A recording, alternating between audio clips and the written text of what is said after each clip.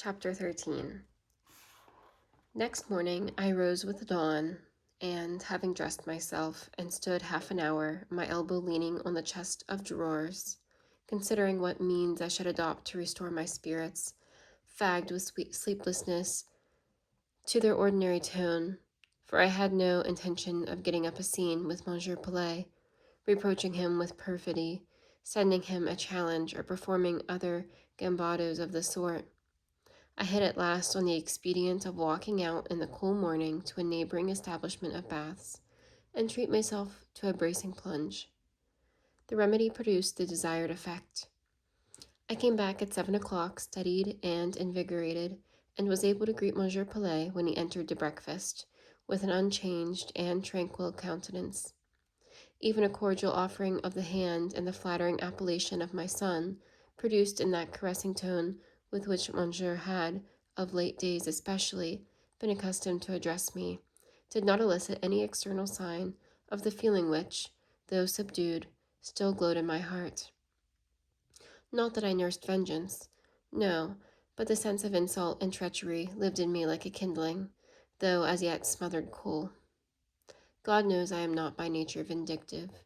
I would not hurt a man because I can no longer trust or like him, but neither my reason nor feelings are of the vacillating order. They are not of that sand-like sort where impressions, if soon made, are as soon effaced. Once convinced that my friend's disposition is incompatible with my own, once assured that he is indelibly stained with certain defects obnoxious to my principles, and I dissolved the connection. I did so with Edward. As to Pelet, the discovery was yet new. Should I act thus with him? It was a question I placed before my mind as I stirred my cup of coffee with a half pistolet. We never had spoons. Pelet, meantime, being seated opposite, his pallid face looking as knowing and more haggard than usual, his blue eye turned, now sternly on his boys and ushers, and now graciously on me. Circumstances must guide me, said I, and, meeting Pelet's false glance and insinuating smile, I thanked heaven that I had last night opened my window and read by the light of a full moon the true meaning of that guileful countenance. I felt half his master, because the reality of his nature was known now to me. Smile and flatter as he would, I saw his soul lurk behind his smile, and heard in every one of his smooth phrases a voice interpreting their treacherous import. Was Zoraide ruder? Of course her defection had cut me to the quick. That sting must have gone too deep for any consolations of philosophy to be available in curing its smart. Not at all. The night fever over, I looked about for balm to that wound also, and found some nearer home than at Gilead. Reason was my physician. She began by proving that the prize I had missed was of little value. She admitted that, physically, Zoraide might have suited me, but affirmed that our souls were not in harmony, and that discord must have resulted from the union of her mind with mine. She then insisted on the suppression of all repining, and commanded me rather to rejoice that I had escaped a snare. Her medicament did me good. I felt its strengthening effect when I met the directress the next day. Its stringent operation on the nerves suffered no trembling, no faltering. It enabled me to face her with firmness, to pass her with ease. She had held out her hand to me that I did not choose to see, and she greeted me with a charming smile. It fell on my heart like light on stone. I passed on to the estrade as she followed me. Her eye, fastened on my face, demanded of every feature the meaning of my changed and careless manner.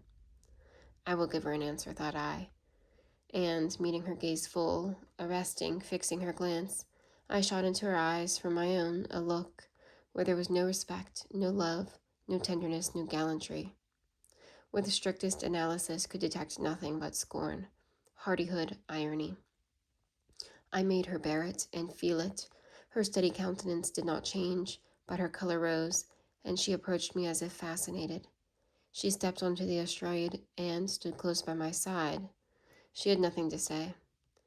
I would not relieve her embarrassment, and negligently turned over the leaves of a book. I hope you feel quite recovered today, at last she said in a low tone. And I, mademoiselle, hope that you took no cold last night in consequence of your late walk in the garden. Quick enough of comprehension, she understood me directly. Her face became a little blanched, a very little, but no muscle in her rather marked features moved. And calm and self-possessed, she retired from the estrade, taking her seat quietly at a little distance and occupying herself with netting a purse. I proceeded to give my lesson. It was a composition. I dictated certain general questions, of which the pupils were to compose, the answers from memory, access to books being forbidden, while Mesdemoiselles Eulalie, Hortense, Caroline, and etc. were pondering over the string of rather abstruse grammatical interrogatories I had propounded. I was at liberty to employ the vacant half-hour in further observing the directress herself. The green silk purse was progressing fast in her hands. Her eyes were bent upon it. Her attitude, as she sat knitting within 2 yards of me, was still yet guarded. In her whole person were expressed at once, and with equal clearness, vigilance and repose, a rare union. Looking at her, I was forced, as I had often been before, to offer her good sense, her wondrous self-control, the tribute of involuntary admiration. She had felt that I had withdrawn from her my esteem. She had seen contempt and coldness in my eye, and to her who coveted the approbation of all around her, who thirsted after universal good opinion, such discovery must have been an acute wound. I had witnessed its effect in the momentary pallor of her cheek unused to vary, yet how quickly, by dint of self-control, had she recovered her composure. With what quiet dignity she now sat, almost at my side, sustained by her sound and vigorous sense. No trembling in her somewhat lengthened, though shrewd upper lip. No coward shame on her austere forehead. There is metal there, I said as I gazed. Would that there were fire also, living ardor to make the steel glow. Then I could love her. Presently I discovered that she knew I was watching her, for she stirred not, she lifted not her crafty eyelid. She had glanced down from her netting to her small foot, peeping from the soft folds of her purple merino gown. Thence her eye reverted to her hand, ivory white, with a bright garnet ring on the forefinger, and a light frill of lace around the wrist. With a scarcely perceptible movement, she turned her head, causing her nut-brown curls to wave gracefully. In these slight signs, I read that the wish of her heart, the design of her brain, was to lure back the game she had scared. A little incident gave her the opportunity of addressing me again. While all was silence in the class, silence for the rustling of copybooks and the traveling of pens over their pages, a leaf of the large folding door, opening from the hall, unclosed, admitting a pupil who, after making a hasty obeisance, ensconced herself with some appearance of trepidation, probably occasioned by her entering so late, in a vacant seat at the desk nearest the door. Being seated, she proceeded, still with an air of hurry and embarrassment, to open her basket, to take out her books, and, while I was waiting for her to look up in order to make out her identity, for, short-sighted as I was, I had not recognized her at her entrance, Mademoiselle Reuter, leaving her chair, approached the estrade. "Monsieur Creamsvert," said she in a whisper, for when the schoolrooms were silent, the directress always moved with a velvet tread and spoke in the most subdued key, enforcing order and stillness fully as much by example as precept. "Monsieur Creamsvert, that young person who has just entered, wishes to have the advantage of taking lessons with you in English. She is not a pupil of the house. She is indeed, in one sense, a teacher, for she gives instruction in lace mending and in little varieties of ornamental needlework. She very properly proposes to qualify herself for a higher department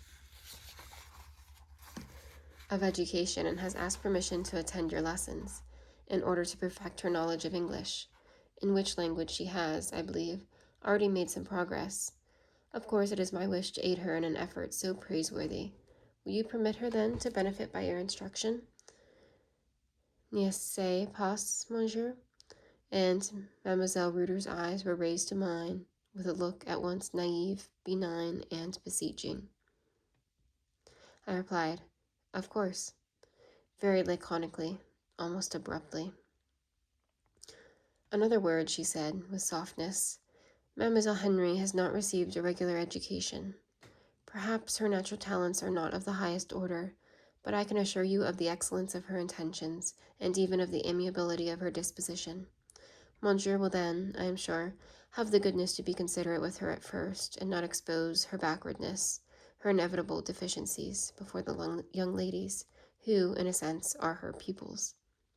Will Monsieur Creamsford favor me by attending to his hint?" I nodded. She continued with subdued earnestness. "Pardon me, Monsieur, if I venture to add that what I have just said is of importance to the poor girl. She already experiences great difficulty in impressing these giddy young things with a due degree of deference for her authority, and should that difficulty be increased by new discoveries of her incapacity, she might find her position in my establishment too painful to be retained.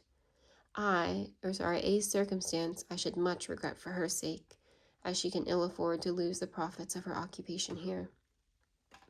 Mademoiselle Reuter possessed marvelous tact, but tact, the most exclusive, unsupported by sincerity, will sometimes fail in of its effect. Thus, on this occasion, the longer she preached about the necessity of being indulgent to the governess pupil, the more impatient I felt as I listened.